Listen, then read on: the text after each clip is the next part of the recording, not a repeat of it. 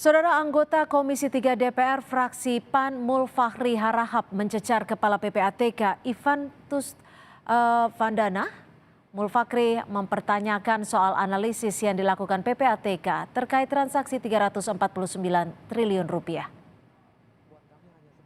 Menanyakan hanya sebatas koordinasi, tapi kalau kemudian penyidik menemukan bukti lain, penyidik bisa membuktikan bahwa bukti itu kemudian berujung pada tidak adanya transaksi keuangan mencurigakan, ya memang ya kami mau tidak mau ya memang harus ikut seperti hukum acaranya gitu. Tadi kan saya sudah bilang ya, tidak ada satupun lembaga di Republik ini yang punya kompetensi, yang punya kewenangan untuk mengatakan bahwa telah terjadi tindak pidana pencucian uang. PPATK undang-undang mengatakan seperti itu. Anda memiliki legalitas untuk menyatakan bahwa telah terjadi kejahatan itu. Dan tentu ada konsekuensinya ketika ini sudah dideklar dan kemudian disampaikan kepada lembaga terkait, kan harus ada follow up. Respon dari mereka kan nggak cukup cuma bilang, wah ini tidak bisa dibuktikan, nggak bisa begitu. Kalau itu yang mereka sampaikan kemudian Anda mengamini, berarti pekerjaan Anda nggak valid. Iya. Berarti semua analisis yang dilakukan oleh PPATK terkait kesimpulan telah terjadi pencucian uang itu tidak valid, tidak bisa dijadikan rujukan. Saudara Komisi 3 DPR menggelar rapat bersama dengan PPATK buntut isu adanya transaksi mencurigakan 349 triliun rupiah di Kementerian Keuangan. Untuk mengetahui informasi terkini, kita bergabung dengan jurnalis Kompas TV Dipo Nurbahagia dari gedung DPR. Dipo, informasi terbaru apa dari DPR terkait dengan rapat bersama ini, Dipo? Sampai dengan sejauh ini kalau kami pantau, Cynthia dan juga saudara, terkait dengan rapat kerja antara Komisi 3 DPR RI dengan Kepala PPATK memang masih berkutat dalam duduk perkara terkait dengan transaksi janggal 349 triliun rupiah yang kemudian juga menyeret salah satu lembaga yakni Kementerian Keuangan. Pokoknya adalah DPR mencoba mengklarifikasi terlebih dahulu apakah betul dana ataupun transaksi janggal 349 triliun tersebut ada indikasi korupsi ataupun tindak pidana pencucian uang. Tadi Kepala PPATK Ivantus Vandana menegaskan bahwa betul transaksi janggal senilai 349 triliun tersebut merupakan laporan hasil analisa yang kemudian dilakukan oleh PPATK dan sudah diberikan kepada pihak Kementerian Keuangan yang disinyalir terdapat dugaan tindak pidana pencucian uang. Itu yang harus digarisbawahi pertama, Cynthia. Kemudian juga tadi anggota DPR khususnya di Komisi 3 mencoba menanyakan apakah kemudian tindak pidana pencucian uang senilai 349 triliun tersebut dapat diindikasikan terjadi di dalam lembaga Kementerian Keuangan. Ini juga yang kemudian disanggah oleh Ivantus Vandana yang menyebutkan bahwa laporan tersebut diberikan kepada Kementerian Keuangan bukan berarti tindak pidana pencucian uang tersebut terjadi di Kementerian Keuangan. Tetapi laporan tersebut diberikan kepada Kemenq karena Kemenq merupakan penyidik tindak pidana asal. Artinya ini adalah sebuah tindak lanjut dari PPATK untuk kemudian juga ditindaklanjuti oleh Kementerian Keuangan untuk mencari siapa saja oknum yang kemudian diduga melakukan tindak pidana pencucian uang yang juga sebenarnya sudah disampaikan oleh Menteri Keuangan Sri Mulyani pada hari kemarin di kantor Kemenko Polhukam Jakarta. Nah, poin ketiga yang tadi kami coba rangkum adalah DPR sebenarnya menyesalkan begitu banyaknya kesimpang siuran informasi terkait dengan adanya transaksi janggal 349 triliun ini. DPR juga tadi sempat menyinggung bahwa di lain waktu ataupun beberapa waktu yang lalu Irjen dari Kementerian Keuangan sempat menyebut bahwa transaksi janggal kurang lebih 300 triliun ini tidak ada kaitannya dengan korupsi ataupun dengan TPPU. Tetapi di sisi lain pada hari kemarin Menko Polhukam, Menq dan juga Kepala PPATK menyebut bahwa hal tersebut merupakan TPPU. Ini yang kemudian dapat saja membuat masyarakat jadi enggan membayar pajak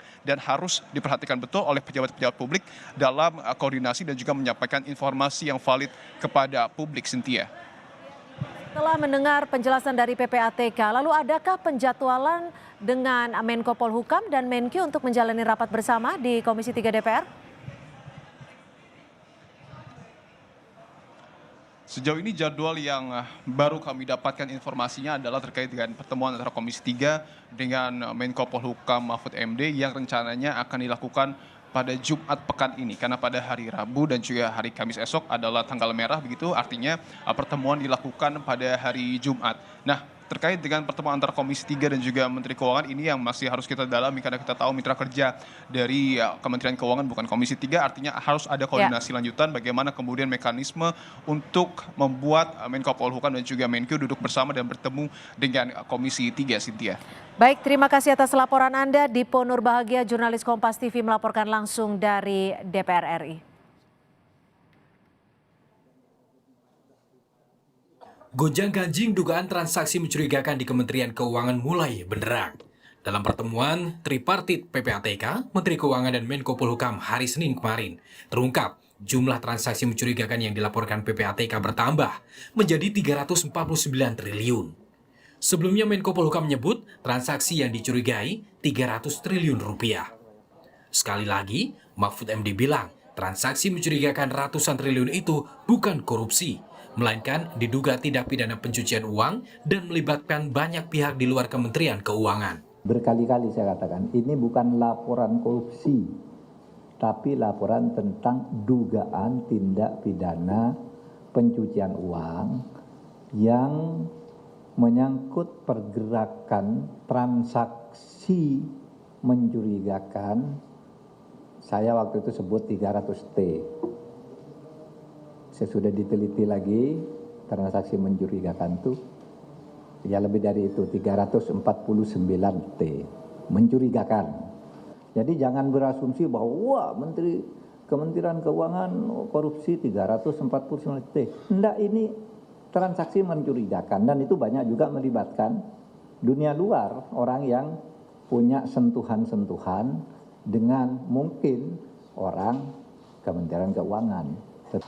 Dalam kesempatan yang sama, Menteri Keuangan Sri Mulyani menyebut dari transaksi mencurigakan 349 triliun rupiah yang dilaporkan PPATK, hanya 22 triliun yang berkaitan dengan pegawai Kemenku. Sebagian besar, sekitar 253 triliun, terindikasi merupakan transaksi keuangan atau perekonomian oleh badan usaha dan individu yang tidak menyangkut pegawai Kemenku. Transaksi keuangan dari perusahaan atau badan atau perseorangan yang tidak ada di dalamnya orang Kementerian Keuangan. Jadi ini transaksi ekonomi. Artinya PPATK menengarai adanya transaksi di dalam perekonomian, entah itu perdagangan, entah itu pergantian properti, yang ditengarai ada mencurigakan, dan itu kemudian dikirim ke Kemenku supaya Kemenku bisa memfollow up, menindaklanjuti sesuai dengan tugas dan fungsi kita. Usai mencuat kasus pamer harta sejumlah pegawai Ditjen Pajak dan Bea Cukai, Menko Polhukam Mahfud MD mengungkapkan transaksi jagal ratusan triliun rupiah. Besarnya nominal transaksi sempat memicu kesimpangsiuran dan silang pendapat. Belakangan, Menteri Keuangan memperjelas hitungan transaksi jumbo itu. Ya jelas, Kemenku akan menindaklanjuti laporan hasil analisis dugaan pencucian uang ke proses pidana jika ditemukan cukup bukti. Tim Liputan, Kompas TV.